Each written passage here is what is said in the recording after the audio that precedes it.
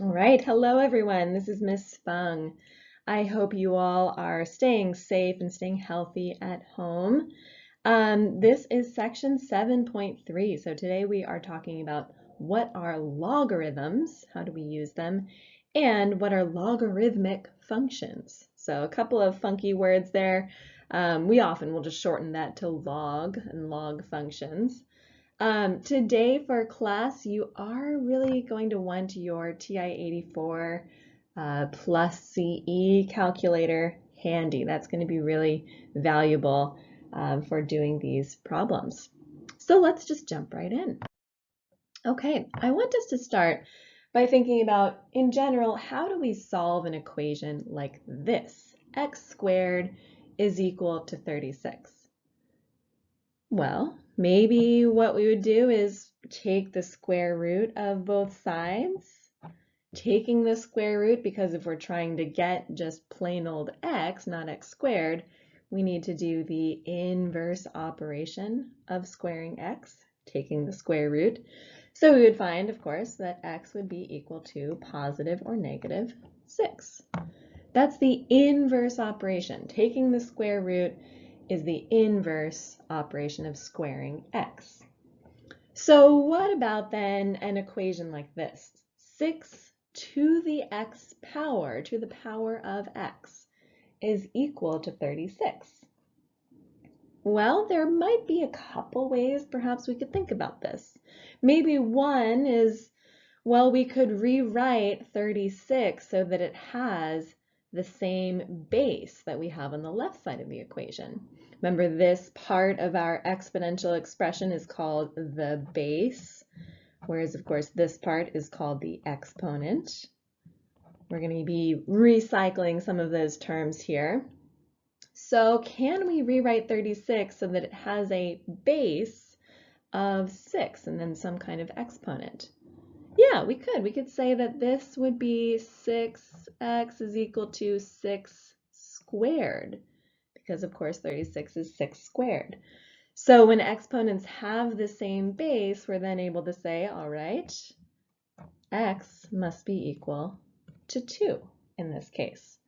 Now we could consider that to be the inverse operation to a degree. Our big takeaway, though, we're going to be able to rewrite kind of this thought process as a logarithm. So exponential and logarithmic functions are going to be inverses of each other. So the logarithm function is the inverse of the exponential. So today we're kind of going to focus on how we convert between exponential form and then logarithmic form. So that's what we'll look at here next.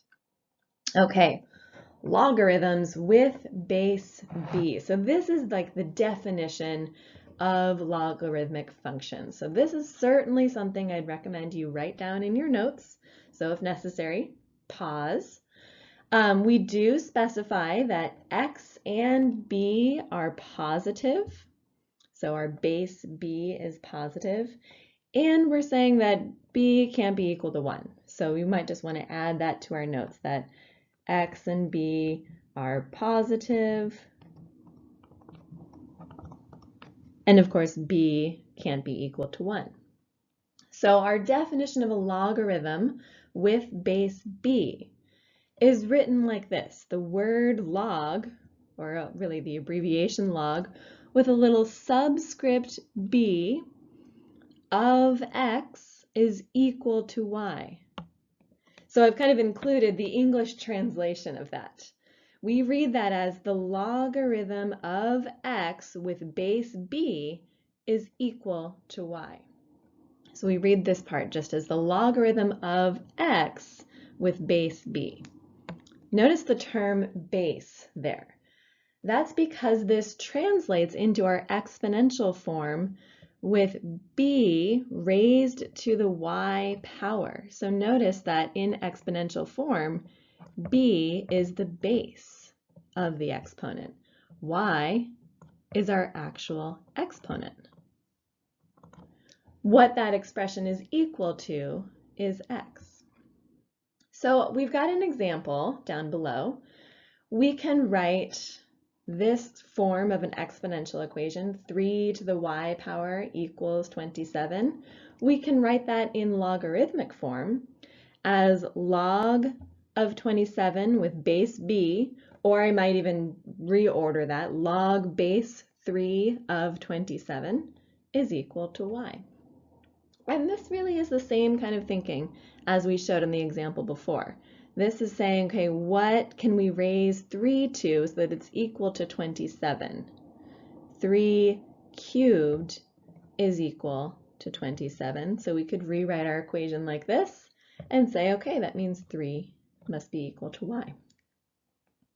Okay, so let's give this a little bit of practice, translating between logarithmic form and exponential form. Again, I recommend writing these examples in your own notes, maybe even pausing for a moment here and trying this out yourself. So we've got, let's work on the left-hand side here where we're first just rewriting the exponential equations into logarithmic form.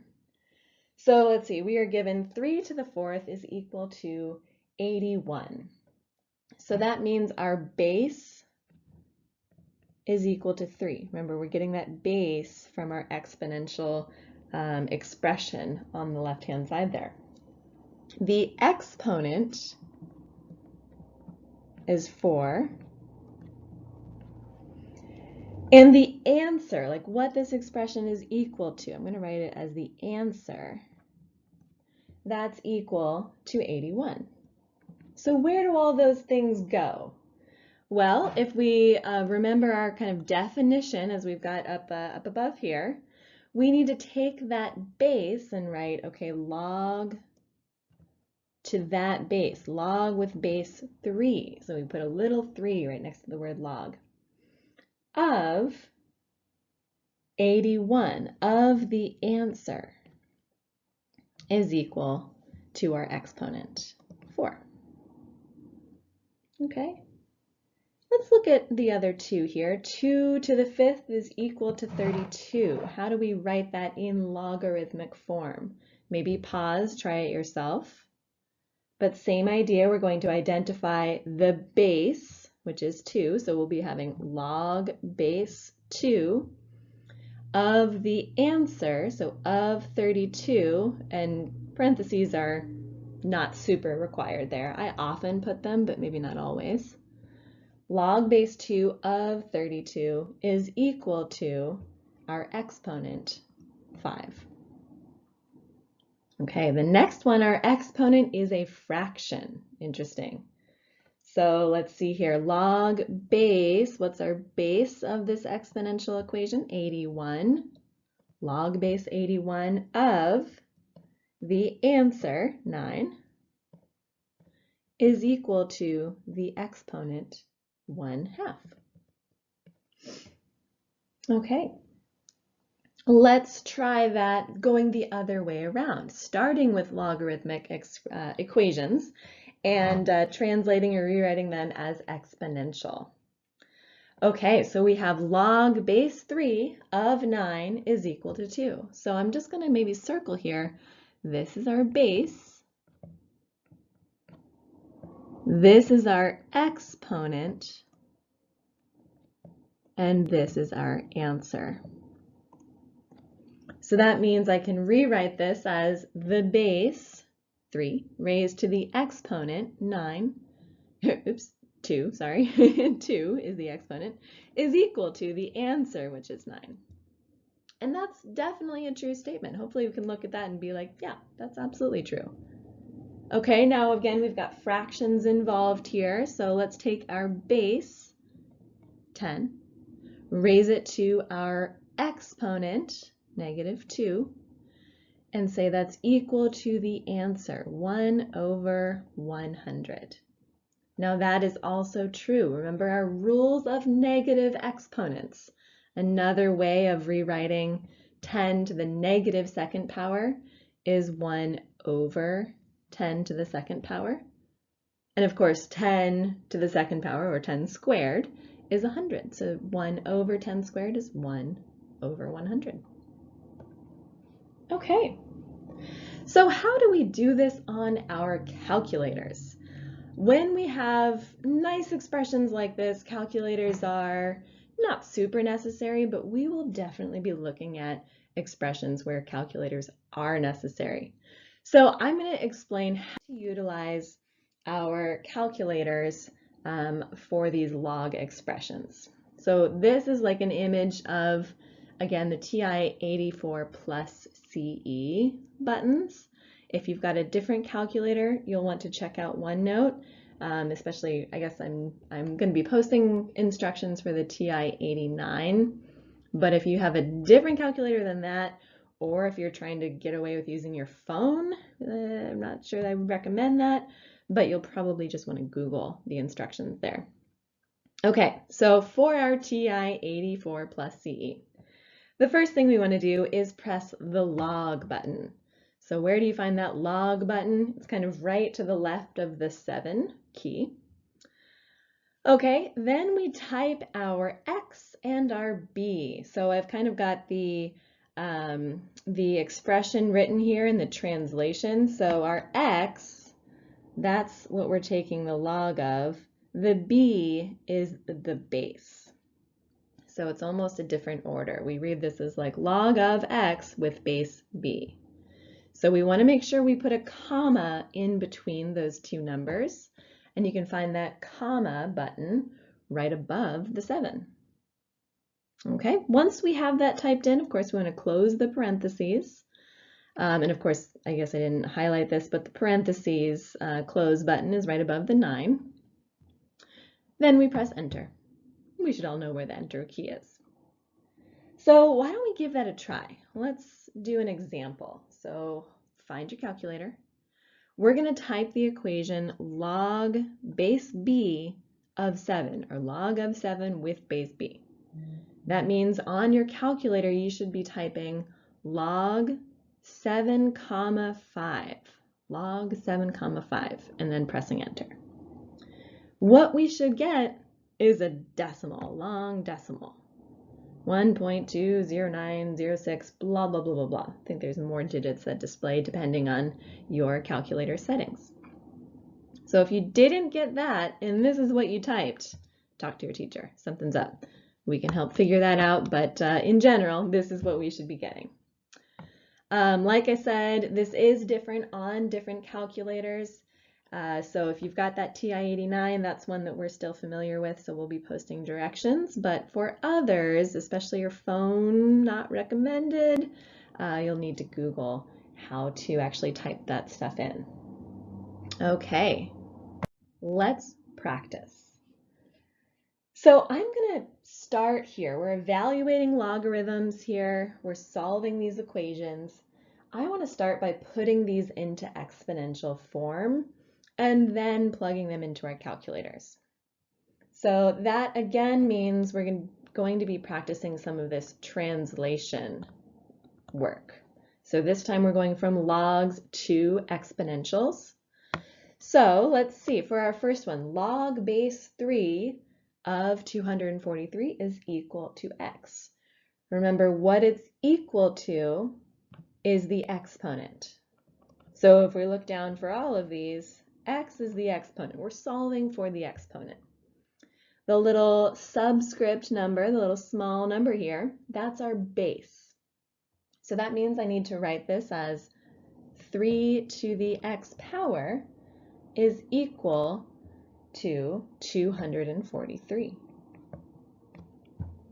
Okay, now we can't type that into our calculator. We do have to use log to type this into our calculator. But another way to perhaps think about this is, well, this is the equation we're trying to solve. That means I need the same base on both sides of my equation. This is some practice we did in the last section of chapter 7 here. Can I represent 243 with a base of 3? Is it 3 times 3 times 3, or is it more than that? 3 to the 6th power? I don't know. So that's what we mean by solving by hand. So I can rewrite this. I can say that 3 to the x is equal to 3 to the 5th power. So therefore, x would be equal to 5. Test that on your calculator though. Remember, that means typing log and then our answer, let's see, 243, then our base. And on my calculator, that does in fact produce 5. So I would like you to pause the video here and do the next few problems. So 2 through 4, I'm going to sort of count down and then just display the answer so you can check your work. So I'll display those in 5, 4, 3, 2, 1. Okay, so check your work if these answers are not making sense to you in exponential form, or how we would go about solving those exponential form equations by finding common bases. Please speak with your teacher. We would be so happy to talk to you about how we get these answers. Otherwise, that is all I've got for you today. We've got this with using exponential and logarithmic form, going back and forth between them, and using our calculators. And I look forward to seeing you next time. Thank you. Bye.